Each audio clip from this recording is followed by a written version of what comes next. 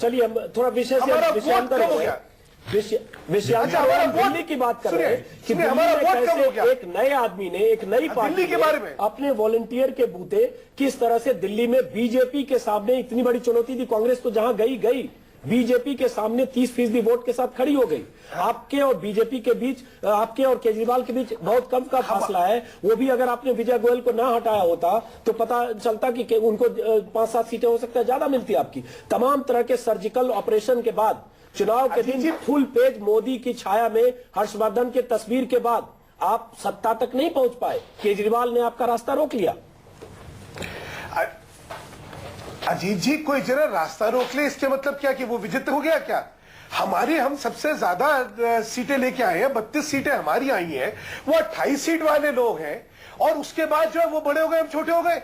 ये भी कमाल हो रहा है। नहीं, लेकिन असल सवाल जो आपके इस डिस्कशन के शीर्षक में है, टॉपिक में है कि भाई क्या कांग्रेस विरोधी है। मुझे लगता है कि इसको सुधांशु मित्तल समझने की कोशिश कर रहे हैं कि वाकई ये कांग्रेस के खिलाफ लोगों का गुस्सा था जिसने कि उनको भी फायदा पहुंचाया केजरीवाल को। लेकिन आप पार्टी पहली बार उतरी, उसने बीजेपी का वाकई रास्ता भी रोका, अपनी सफलता दर्ज की।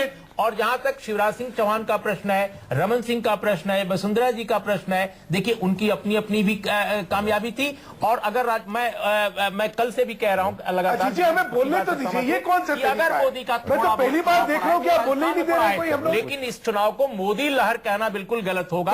ये कांग्रेस विरोधी लहर है और ये महंगाई के खिलाफ जरा क्रोश है। चलिए देखिए, मैं जवाब देना चाहूंगा। राजीव त्यागी, सुधांशु मित्तल जी 4 राज्यों में नहीं 5 राज्यों में चुनाव हुआ और 5 राज्यों में 630 विधानसभा सीट हैं टोटल। देश में 4120 विधानसभा सीट है, तो 630 विधानसभा में चुनाव हुआ।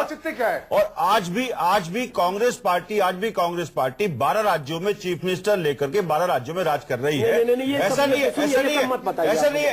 राजीव जी, ये सब मत ये जो चुनाव है, ये चुनाव कहीं भी एक दे रहे हैं कि कांग्रेस पार्टी के पूरा ही मूड खराब हो गया लोगों का। लेकिन एक आंकड़ा जो सुधांशु मित्तल ने दिया, जो नरेंद्र मोदी ने कल ट्वीट किया था कि 589 सीट्स पर वोटिंग हुई, 408 बीजेपी को मिली, 70% लगभग 20% आपको सीटें मिली। ये तो तथ्य है कि कांग्रेस को रिजेक्ट किया। 5 राज्यों में चुनाव हुआ। अब सवाल उठता है कांग्रेस क्या बदलेगी? राजीव जी, पूरे देश में चुनाव नहीं हुआ। कांग्रेस अभी वेंटिलेटर पर चली गई है। छत्तीसगढ़ में मैं नहीं मानता हूं। देखिए, मैं इसका एक उदाहरण दे सकता हूं। आप दिल्ली में देखिए, मैं एक उदाहरण दे सकता हूं। दिल्ली में इतना प्रदर्शन, मैं ये मानता हूं कि लोगों ने हमें चेताया है कि हम लोग बहुत अच्छी नीति लेकर के, अच्छी चीजें लेकर के, अच्छे कार्यक्रम लेकर के आए, जिससे कि लोग बाग हमें फिर दोबारा 2014 में 4-5 महीने हैं दिल्ली में बिल्कुल लेकर के आएंगे। कांग्रेस के पास अजीत जी बहुत सारे शॉक ऑब्जर्वर्स हैं, जिसकी वजह से कांग्रेस जानती है कि इन चीजों से कैसे निकलना है बाहर।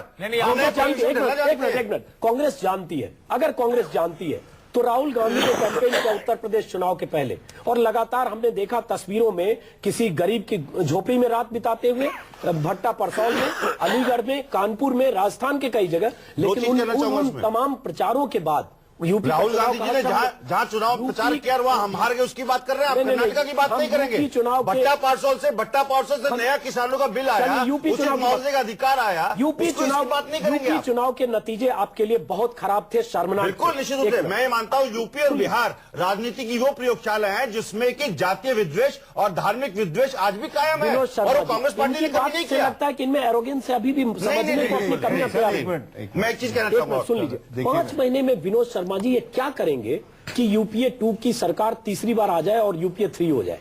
देखिए, बात यह है कि कांग्रेस ने जो मेजर गलतियां की है उसको रिपेयर करने में बहुत समय लगेगा। कम से कम मैं समझता हूं इनको 2-3 साल की जरूरत है। सबसे पहले तो यह है कि जो इनके सिपा सलाहत प्रांतों में हैं उनको पर्याप्त रूप से साधन दें, पावर्स दें और प्रोग्राम बनाने का हक दें, क्योंकि वही लोग जानते हैं कि जमीन पे क्या हो रहा है। कांग्रेस की सबसे बड़ी शॉर्टकमिंग पता है क्या है?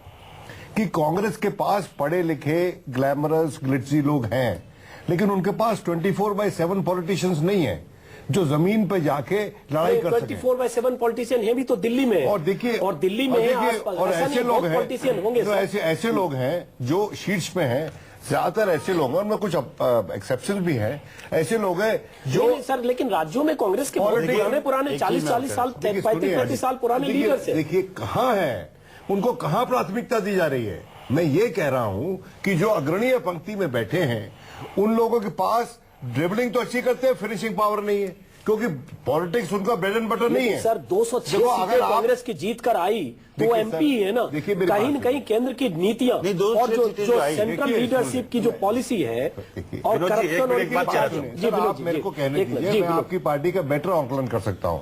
देखिए, आप एक बात समझने की कोशिश कीजिए कि 10 साल से ये पार्टी पावर में है और इसको रिन्यूड मैंडेट मिला 2009 में, तो इसने पहले अपने कार्यकाल में तो अच्छा काम किया, लेकिन दूसरे कार्यकाल में जो कुछ किया उसने पहले कार्यकाल की उपलब्धियों को न्यूट्रलाइज कर दिया। अब वो कैसे हुआ? वो इसलिए हुआ for lack of leadership, for lack of decisiveness और for lack of adequate vision. Party Congress party की ये हालत होने के बाद भी कांग्रेस पार्टी के नेताओं को या तो समझ में बात नहीं। राहुल गांधी ने इसी तरह का बयान तब भी दिया था जब यूपी चुनाव में हार हुई थी, वैसे ही 10 जनपद से निकलकर वही दिया। बिल्कुल वही रिपीटिशन हो रहा है और मैं आपको बता रहा हूं 3 मिनट का बयान था। सवाल उठता है अब 4 महीने में ये पार्टी आईसीयू से बाहर निकलकर कैसे चुनाव मैदान में जाएगी और जाकर क्या चमत्कार कर देगी। नहीं, और विनोद जो कह रहे हैं वो मैं नहीं कह रहा हूं कि ये तथ्य नहीं है, ठीक है तथ्य हैं, लेकिन ये असल वजह नहीं है। असल वजह इस पार्टी की जो सरकार है, जो जिसका नेतृत्व ये कर रही है, उसकी आर्थिक नीतियों में है, उसकी सोशल पॉलिसीज में है, इंक्लूजन नहीं होने के कारण है। ये ट्रिकल डाउन थ्योरी का कब से मरसिया निकल चुका है इस देश में। ये पूरी की पूरी वर्ल्ड बैंक की थ्योरी कि ऊपर हम ठीक करेंगे, नीचे जाएगी अमीरी और धन नीचे जाएगा, समृद्धि आएगी, विकास होगा, इसके परखचे उड़ गए हैं। ये इनको समझ में नहीं आ रहा है। और सच्चाई यह है अजीत, एक सेकेंड, जब तक आप आर्थिक नीतियां जो आप लागू कर रहे हैं, 5 साल का जिक्र इन्होंने किया यूपीए 1 का कि बेहतर था। क्यों बेहतर था? क्योंकि लेफ्ट पीछे खड़ा था और दूसरी सोशल डेमोक्रेटिक पार्टीज थी, उनका रिस्ट्रेन था, उनका एक अंकुश था। लेकिन पूरे 5 साल ये छुट्टा मल्टीनेशनल्स के पक्ष में, बड़े लोगों के पक्ष में, कॉर्पोरेट पक्षी जो पॉलिसी एडॉप्ट करते रहे। आप हमको बताइए 2009 के मैनिफेस्टो में क्या ये था कि मल्टी ब्रांड रिटेल में ये एफडीआई ले आएंगे? क्या ये था कि दुकानदारों, छोटे गरीब लोगों और खोमचे वालों की बर्बादी का ये नक्शा रचेंगे? नहीं था। इसलिए कांग्रेस डूब रही है, ऐसा नहीं। आप थ्योरेटिकली नहीं समझ रहे। आप ये बताइए, ये जो पॉलिसी है उस पर बात करेंगे तो फिर रिटेल और आर्थिक नीतियों पर खाली बात, ये बहुत इंपॉर्टेंट है। एक सेकेंड, जो पॉलिसी आप अडॉप्ट करते हैं उसका रिफ्लेक्शन सोसाइटी पर क्या पड़ता है, आप केवल उसको देख रहे हैं। चलिए, असल बात है पॉलिसी जिसको एग्जीक्यूट करने के दौरान इतने सारे लोगों को आपने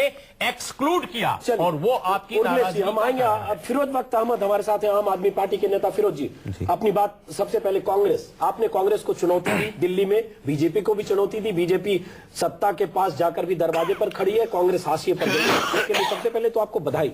लेकिन उसके बाद हम शुरुआत वहां से करना चाहते हैं, क्या यहां से दिल्ली से निकलकर, अगर दिल्ली में अभी जो हालत है, दिल्ली में सरकार नहीं बन रही है और आप लोकसभा चुनाव की तैयारी में जाते हैं, क्या लोकसभा चुनाव पर आपकी नजर है? और दिल्ली से बाहर आप बाकी राज्यों में भी आम आदमी पार्टी चुनावी मैदान में, लोकसभा के मैदान में जाने की तैयारी में जुटी है और जाएगी? नहीं, आपने बिल्कुल सही फरमाया अमित अंजुम जी। देखिए, दिल्ली तो शुरुआत है, it is a first step only to a very long journey. अब वो लॉन्ग जर्नी है, पूरा हिंदुस्तान है, पूरे हिंदुस्तान में जाएंगे। फीलर्स आ रहे हैं हमारे पास, बिहार से आ रहे हैं, वेस्ट बंगाल से आ रहे हैं, महाराष्ट्र से आ रहे हैं, ऑल ओवर हिंदुस्तान से आ रहे हैं कि एक ईमानदार आदमी जो कि अन्ना से उठा है, केजरीवाल, ये आदमी जो है व्यवस्था को बदलेगा और हमें महंगाई से निजात दिलाएगा, भ्रष्टाचार से और घोटालों से निजात दिलाएगा। एक रेप कल्चर जो बन गया है पूरे हिंदुस्तान में, खासतौर से दिल्ली में, इससे निजात दिलाएगा। और जो औरतें हैं, जो महिलाएं हैं, वो त्राही कर रही हैं, इतनी गैस के पैसे बढ़ गए रोजाना, सब्जियों, तो हम हिंदुस्तान में जाएंगे। और जैसा हमें मैंडेट यहाँ मिला है 0 से 28, अभी हमारे दोस्त कह रहे थे, बीजेपी के नेता कह रहे थे कि भाई ये तो 28 वाले हैं, हम 32 वाले हैं। मैं आंकड़ों में नहीं जाना चाहूंगा। अगर आंकड़ों की बात करते हैं तो मैं बताना चाहूंगा अपने भाई को कि उनको सिर्फ 10 का मैंडेट मिला है, 23 थे, 23 से 33 आ गए, हमें मैंडेट मिला है 28 का। लगभग हम सरकार बनाने के करीब आ गए। कांग्रेस का जो हाल हुआ इस चुनाव में आपने देखा, लेकिन केजरीवाल, एक नए शख्स केजरीवाल, जिनकी पार्टी 1 साल पहले बनी, केजरीवाल जिनका कोई सियासी अतीत नहीं है, केजरीवाल जो सामाजिक कार्यकर्ता की तरह दिल्ली में सक्रिय हुए, जिन्हें सबने खारिज किया, कई नेताओं ने उन्हें चिल्लर कहा, किसी ने नाम लेने लायक नहीं समझा, वही केजरीवाल दिल्ली में जब चुनाव मैदान में उतरे, जब जनता उनके साथ खड़ी हुई, उन्हीं केजरीवाल की पार्टी को दिल्ली में मिली। अब सवाल उठता है, केजरीवाल अगर इसी अंदाज में कुछ राज्यों में लोकसभा चुनाव में उतरते हैं तो क्या चुनाव में चुनौती बन सकते हैं? इसी सवाल पर हम चर्चा करेंगे। हमारे साथ कुछ मेहमान हैं, हम ब्रेक के पहले भी बात कर रहे थे। हमारे साथ फिरोज अहमद वक्त हैं, जिन्होंने कहा कि हम चुनाव मैदान में आएंगे, लोकसभा चुनाव में अपनी किस्मत आजमाएंगे। अब सवाल ये उठता है कि केजरीवाल, जिनके पास संगठन उस तरह से नहीं है जैसे बीजेपी कांग्रेस के पास है, जिनके पास अरबों का फंड नहीं है, जिनके पास 25, 50, 100 साल का कोई सियासी अतीत नहीं है, केजरीवाल के पास क्या ऐसा है कि बीजेपी और कांग्रेस के लिए चुनौती बन सकते हैं? विनोद शर्मा, सबसे पहले आपसे ही, दिल्ली में जो कुछ हुआ, केजरीवाल ने जो किया, एक तरह से करिश्मा इसलिए क्योंकि बहुत सारे लोगों ने खारिज किया। हम में से ज्यादातर लोगों को नहीं लगता था कि केजरीवाल 10-5 सीट से ज्यादा ले पाएंगे, लेकिन केजरीवाल 28 सीटों तक पहुंचे। अगर केजरीवाल चुनाव में, लोकसभा चुनाव में जाते हैं, क्या देश में ऐसी जमात है जिसको कांग्रेस, बीजेपी और बाकी जो पारंपरिक पार्टियां हैं उसके अलावा किसी नए विकल्प की तलाश है जो केजरीवाल में दिख सकता है? विकल्प की तलाश तो हमेशा रहती है। देखिए, मैं उन लोगों से था जिसने शुरू से अरविंद केजरीवाल की इस मूवमेंट को क्रिटिसाइज किया, लेकिन आज के दिन ये मानना पड़ेगा, उनका लोहा मानना पड़ेगा, उन्होंने अपनी छाप दिल्ली के राजनीतिक जमीन पे छोड़ी है, इसमें कोई दो राय नहीं है। लेकिन मेरा एक सवाल है इनसे, जैसे ये दिल्ली के मैदान में उतरे और हंग असेंबली है, अगर कल को ये पार्लियामेंट के मैदान में उतरते हैं और हंग पार्लियामेंट होती है, तो भाई वहां पर तो गवर्नर रूल का कोई प्रावधान नहीं है। और अगर वहां भी आपकी ऐसी पोजीशन रही जो यहां पर है, देखिए आप सही चैलेंज फ्रैक्चर्ड पॉलिटी का नहीं ले रहे। अगर लेकिन चुनौती बनेगी, एक मिनट, अगर एक छत्र सरकार दिल्ली में कांग्रेस की होती या बीजेपी की होती तो आपको मुद्दे नहीं मिलते जिन मुद्दों को आपने एक्सप्लॉइट किया है। एंटी इनकम्बेंसी उतनी जबरदस्त नहीं होती जो आपने एक्सप्लॉइट की है। देखिए, अनुपात में, केंद्र के अनुपात में वहां के स्टेट्स की सरकारें इसलिए चमकती हैं कि वहां पर चीफ मिनिस्टर्स के पास मेजॉरिटी रहती है, और केंद्र की सरकार के पास हमारे पिछले कई दशक से मेजॉरिटी नहीं है। विनोद जी, मुझे और इसलिए जो गवर्नेंस है वो ठीक नहीं रहती। विनोद जी, मुझे बीच में रोकना पड़ेगा, जरा दूसरे लोगों से भी बात करनी पड़ेगी। सुधांशु मित्तल जी आपके पास भी आएंगे, फिरोज अहमद वक्त। सुधांशु मित्तल जी, आपसे सवाल पूछने से पहले आपको बता दो, शरद पवार ने केजरीवाल को किस ढंग से व्याख्या की है? शरद पवार ने, these jholawalas who have no exposure to ground realities come out with fantastic ideas which are completely impractical, but I am more worried about the fact that people who responsible for providing governance fall prey for them. अब सवाल ये उठता है, झोला वाला या इस तरह की संज्ञा बहुत लोगों ने केजरीवाल के लिए दी, चिल्लड़ भी कहा केजरीवाल को। केजरीवाल ने बहुत कुछ कर दिखाया। सुधांशु मित्तल जी, दिल्ली में केजरीवाल का जो प्रदर्शन है, मैं सिर्फ सवाल ये पूछता हूं, बहुत सारे राज्यों में जहां कोई विकल्प नहीं है, नई पार्टी नहीं है, पुरानी पार्टी है, यूपी में 4 पार्टी है, बीजेपी है, कांग्रेस है, बीएसपी है और समाजवादी पार्टी है, बिहार में भी जनता दल, कांग्रेस और आरजेडी है। क्या केजरीवाल अगर चुनाव में उतरते हैं, चुनौती बन सकते हैं? उस विकल्प, नए विकल्प में जनता को अपना चेहरा दिख सकता है, अक्ष दिख सकता है, विकल्प दिख सकता है या नहीं? जहां पे हम सत्ता में है वहां जनता हमें ही चुन रही है, और जहां हम प्रतिपक्ष में है वहां जनता ने हमें ही चुना है फिर भी, तो इनके विकल्प उभरने का कहां सवाल हो गया? हाँ, इतनी बड़ी प्रतिस्पर्धा में लोग भागते हैं, ये भी भागेंगे, उसमें कुछ सफलता इनको भी मिलेगी, लेकिन विकल्प के रूप में, जैसे आपने देखा राजस्थान में विकल्प के रूप में कौन निकला? भाजपा निकली। दिल्ली में विकल्प के रूप में कौन निकला? हम निकले ना।